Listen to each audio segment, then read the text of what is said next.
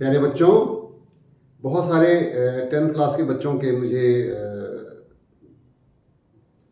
Request आई कि sir आप हमारा सीबीएसई सैम्पल पेपर सॉल्व करके दीजिए, और विशेषकर फिजिक्स में, क्योंकि हमें बहुत परेशानी फिजिक्स में आती है।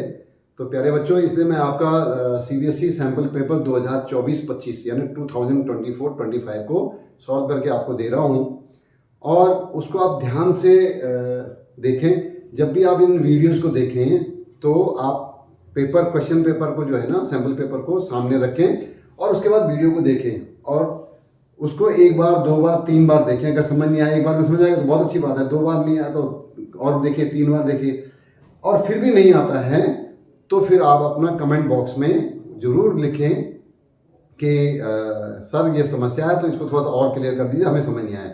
तो वो समझ आपको और का क्लियर कर दूंगा। अभी आपके लिए मैंने स्पेशली, क्योंकि कई बच्चों को ढूंढने में भी जो है ना, जो पुराना चैनल मेरा था उसमें ढूंढने में मुश्किल हो रहा है, तो इस बार मैंने एक नया चैनल और उसमें ऐड कर दिया है, फिजिक्स बाय जुगरान सर।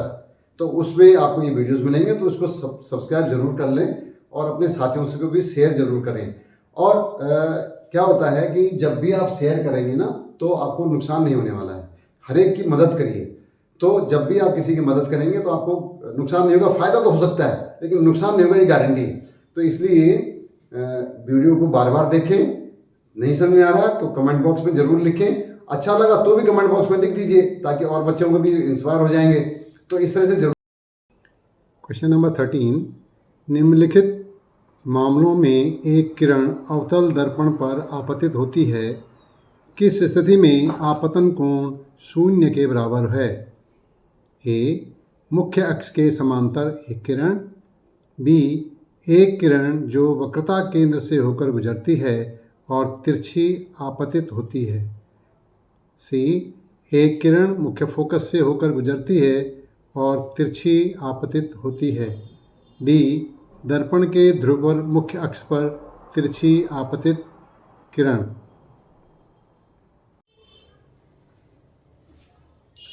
प्रश्न संख्या 13 यानी क्वेश्चन नंबर 13, निम्नलिखित परिस्थितियों यानी मामलों में एक किरण अवतल दर्पण पर आपतित होती है, किस स्थिति में आपतन कोण शून्य के बराबर है?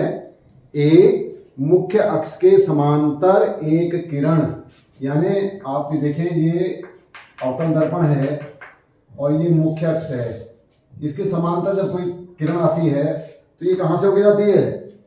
फोकस से होकर जाती है। ठीक है। अब इसमें देखना कि अविलंब आपतन कोण क्या होता है? आपतित किरण और अविलंब के बीच। तो इसमें अविलंब ढूंढना है हमें। तो अविलंब कौन होगा? अगर आप एक वृत्त खींचे हैं तो वृत्त की सरफेस पे कौन अविलंब होता है, यानी परपेंडिकुलर होता है, यानी लंबवत होता है?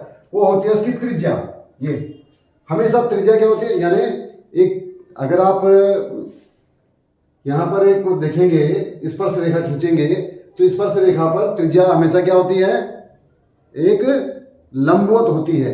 तो ठीक इस तरह से ये भी सर्कल ही तो है, ये भी, यानी ये भी वृत्त ही तो है, वृत्त का ही तो एक हिस्सा है ये, यानी गोले का हिस्सा। तो अगर हम इसको ऐसा खींचते हैं तो वृत्त जैसे हो गया ये। तो यहाँ पर इसका जो केंद्र होगा, वक्रता केंद्र जिसको हम बोलते हैं, उससे जब हम इसको ज्वाइन करेंगे तो ये जो लाइन होगी हमारी, ये क्या होगी? नॉर्मल होगी, और ये हमारा अविलंब होगा, और ये आपतित किरण। इन दोनों के बीच में जो है एंगल, वो आई 0 नहीं है, तो यानी ए पार्ट तो हो नहीं सकता। अब बी को देखें हम, बी में कह रहा है, क्या कह रहा है कि एक किरण जो वक्रता केंद्र से होकर गुजरती है और तिरछी आपतित होती है। तो ये हमारा क्या है? मुख्य अक्ष हो गई, और ये हमारा जो है फोकस है, और ये वक्रता केंद्र है, और वक्रता केंद्र से हो रही है और तिरछी आ रही है। तो वक्रता केंद्र से आने वाली जो किरण होती है वो वापस उसी से जाती है। इसका मतलब यहाँ पर अगर आप देखें ध्यान से, तो ये आपतित किरण भी है और अविलंब भी यही, क्योंकि ये त्रिज्या हो गई। तो इस समय जो एंगल आई है वो क्या है? एक के ऊपर एक आ गई, तो इस समय कोण जो होगा वो कितना होगा? शून्य होगा। तो यानी इसका जो आंसर है वो है बी। सी को भी हम देख लें, एक किरण मुख्य फोकस से होकर गुजरती है और तिरछी आपतित होती है।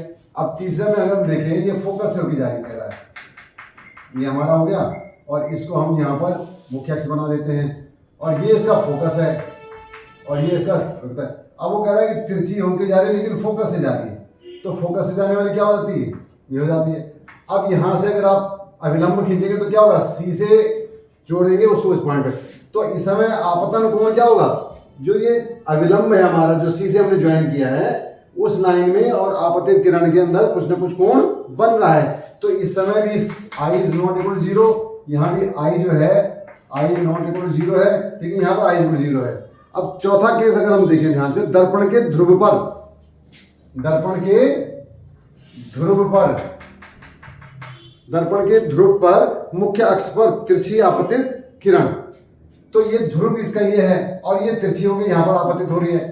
अब ये देखो सी यहां पर है, तो यही अभिलंब का काम कर रहा है, तो इस समय भी एंगल आई जो है देखो ये आपतित किरण हो गई और ये केंद्र से, वक्रता केंद्र से ध्रुव को ज्वाइन कर रहे हैं हम, तो ये भी क्या हो गई, त्रिज्या ही हो गई, तो ये इसमें अभिलंब का काम करेगी। तो इस केस में भी आई नॉट इक्वल टू 0, यानी आई 0 के बराबर नहीं है, यहाँ भी सी में भी आई 0 के बराबर नहीं है। बी ही ऐसा है जो वक्रता केंद्र से जब किरण चलेगी तो उसी से वापस आती है, तो वक्रता केंद्र से त्रिज्या का भी काम कर रहा है, आपतित किरण का भी काम कर रहा है, तो दोनों में जो कोण होगा वो शून्य होगा। और पहले वाला जो पैरेलल है यानी समांतर जा रही है उसमें जो है फिर भी कोण शून्य नहीं होगा, इसलिए इसका आंसर है बी।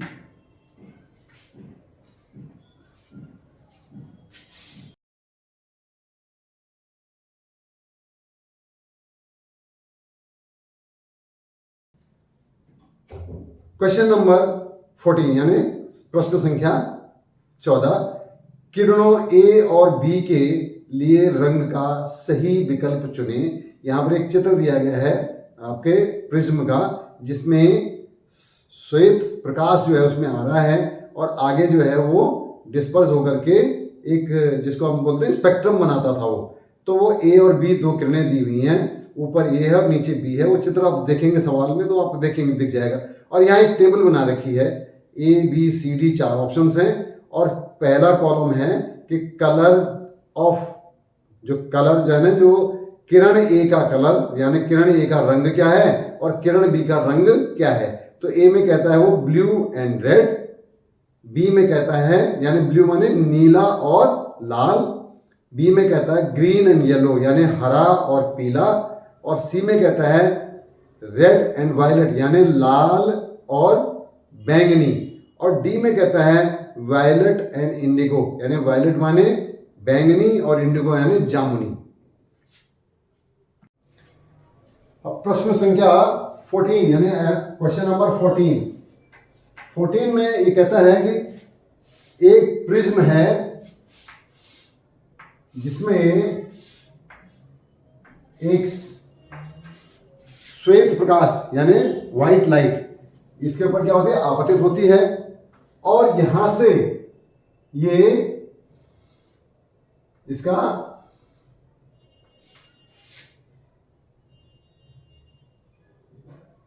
स्पेक्ट्रम बनाती है ये, और ये इस तरह से, तो यहां ये जो किरण है वो ए है और ये किरण जो है बी है,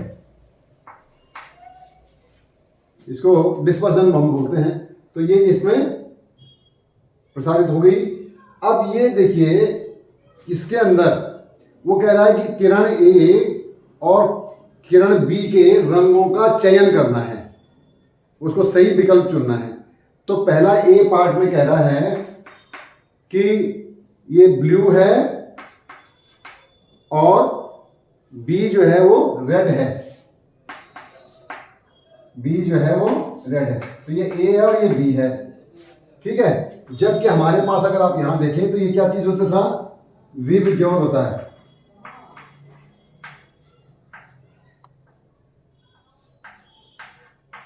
ये होता है विबग्योर इस तरह से। तो यानी जो बी है वो इस तरफ है और ए यहां पर है, तो ए, अब इसमें देखिए यहां पर क्या हो रहा है, ए से बी कहां जा रहा है, देखिए ये रेड की तरफ है और ये ए है, तो ये इसका मतलब क्या है, ये बी से ए की तरफ जा रहा है उल्टा, जबकि यहां क्या है, ये नीचे आ रहा है, तो ये क्या है, सही नहीं है। दूसरा बी पार्ट है, वो कहता है कि ग्रीन यानी हरा और दूसरा क्या है, येलो।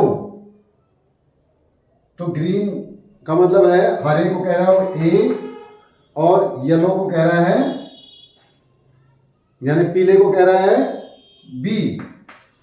तो यहां भी क्या है, देखो ग्रीन यहां है और येलो यहां है, तो ये भी उल्टा जा रहा है, ये भी उल्टा जा रहा है। सी में देखें ध्यान से, सी में वो कह रहा है कि ए रेड है और बी जो है वो वायलेट है।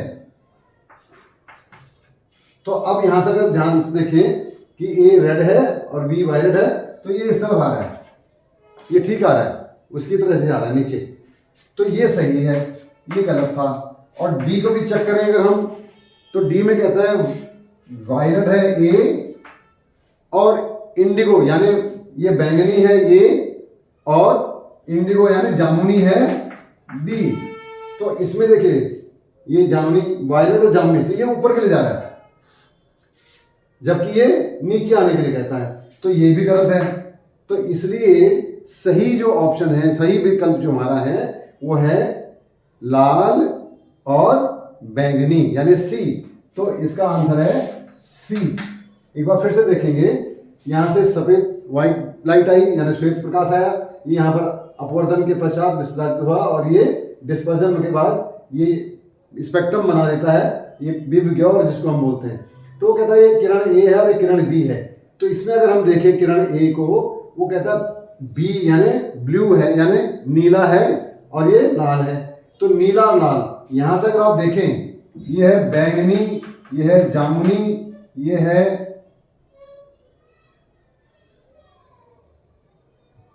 नीला, ये हरा, ये पीला और ये